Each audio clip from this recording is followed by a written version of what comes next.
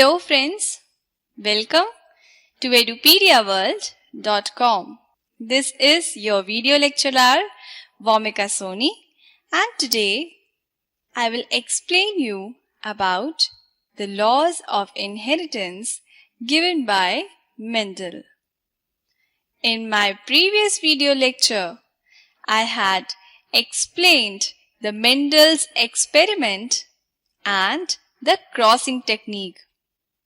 Remember the emasculation and the taking up of the pollen grains at the dehiscence stage. Several steps that Mendel did in his experiment all were described in my previous video lecture.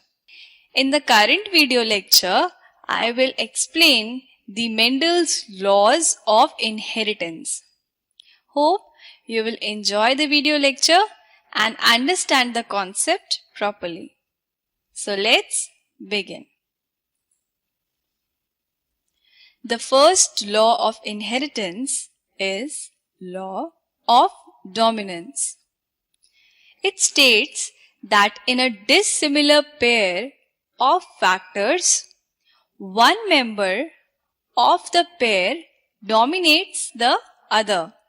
This means that when a pair of contrasting characters present together, only one is able to express itself while the other remains suppressed.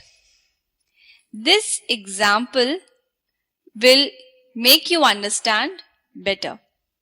See, here in this example, we have taken the purple flower and the white flower and we have done cross between them. What we obtain in the F1 generation? The plants have purple flower. And when we did the cross for F2 generation, what we obtained, look at the genetic makeup here. See. Look at the genetic makeup. We have obtained the phenotypic ratio of 3:1. That is, there are 3 purple flower and 1 white flower.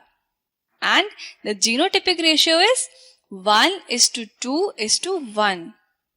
Law of dominance also explains how this ratio arrived.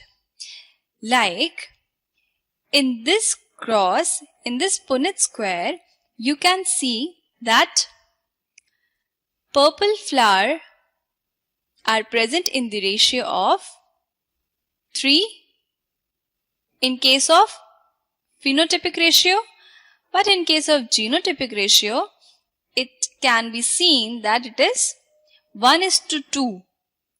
That means that there are 1 homozygous purple flower and 2 heterozygous purple flower present in the F2 generation. The 2 heterozygous purple flower are the flowers in which the law of dominance can be explained. That means here in this case, the dominant allele for the purple color of the flower mask the expression of the recessive allele coding for the white color of the flower. And because of that, the result obtained in the F2 generation is 1:2:1, in which 1 is the homozygous purple flower, 2 are the heterozygous purple flower, and the last one is the homozygous white flower obtained. Hence, this is all for the law of dominance. Let's look the other laws of inheritance. The next law of inheritance is law of segregation. What does law of segregation states? It states that paired factors responsible for a character segregate into gametes and are recombined during fertilization. See, this example will help in better understanding.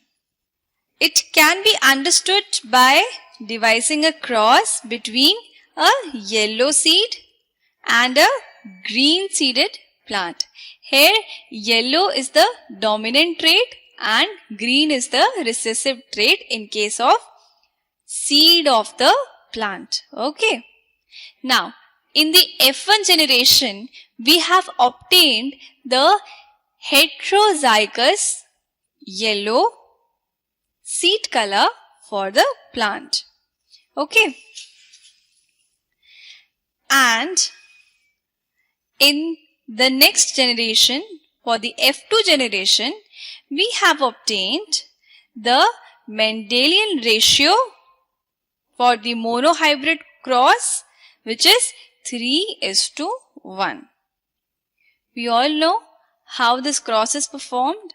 I had explained it in my previous lecture. So, in this cross, we see that every individual has two factors. See, every individual has two factors. In the parents also there are two factors present. And in case of this cross, you can also see that here also there are two factors for the seed color present.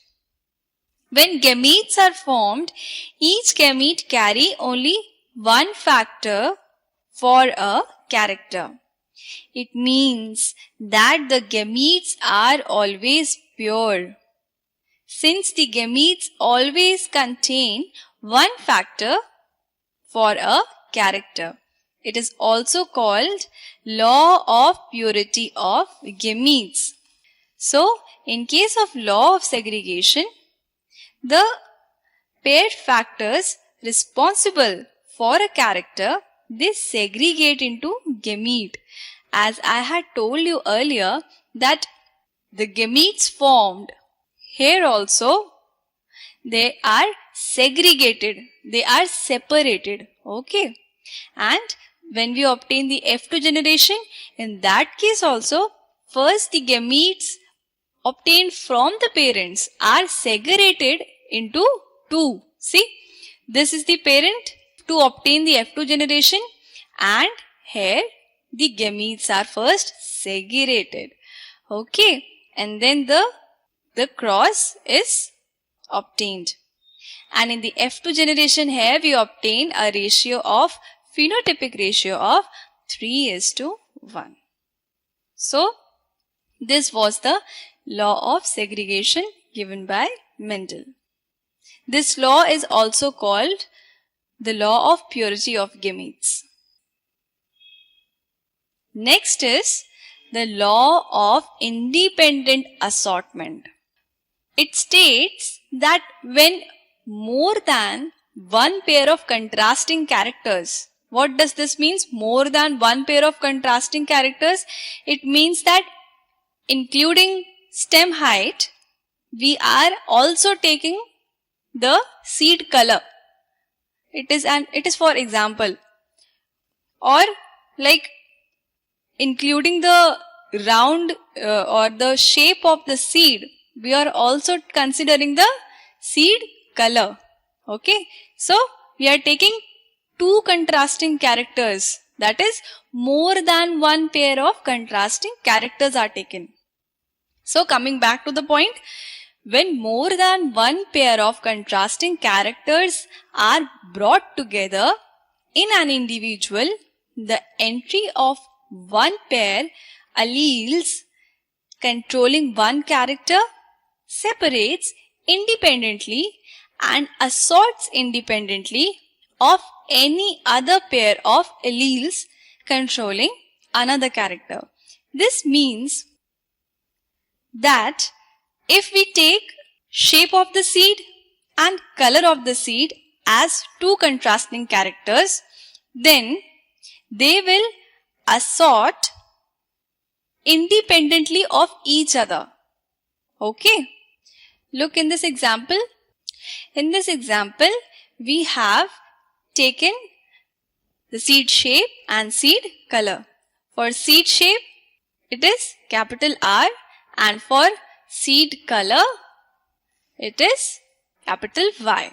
These are the dominant characteristics for seed shape and seed color, and these are the recessive characteristics for seed shape and seed color. Okay.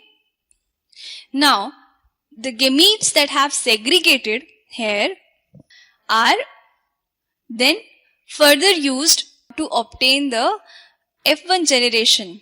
The F1 generation obtained is round as well as yellow, and when the selfing is done, 4 gametes are segregated. See, they are RY, capital R, capital Y, small r, capital Y, capital R, small y, and small r, small y, each denoting different characteristics. Okay, but the 2 characteristics are independent of each other.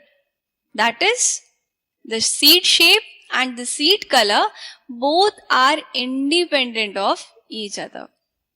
Here you can see that in the F2 generation, the phenotypic ratio obtained is 9:3:3:1. That is, 9 of them are round and yellow, 3 of them are round and green, 3 of them are also wrinkled and yellow, and only 1 of them is wrinkled and green.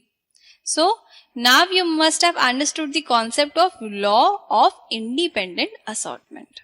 Okay? Monohybrid cross. Now, what do you mean by monohybrid cross? It is the cross in which only one pair of character is taken into consideration. Okay? Like in this case, we have taken the yellow color of the seed into consideration. Yellow color is for the dominant and green color is for the recessive. We have taken only this into consideration. And what do you mean by dihybrid cross then? In case of dihybrid cross, as we have discussed in the law of independent assortment, that it is a cross in which 2 pairs of characters are taken into consideration. For example, the shape of the seed and the color of the seed. Okay. There is one more, the trihybrid cross, in which 3 pairs of characters are taken into consideration. So far we have studied about all the laws of inheritance, and also I gave a brief about the different crosses, the monohybrid cross, dihybrid cross, and the trihybrid cross. In my upcoming video lecture, I will discuss about the back cross, test cross, and deviation from Mendel's law. Till then, keep watching edupediaworld.com. Have a wonderful day ahead. Thank you for listening.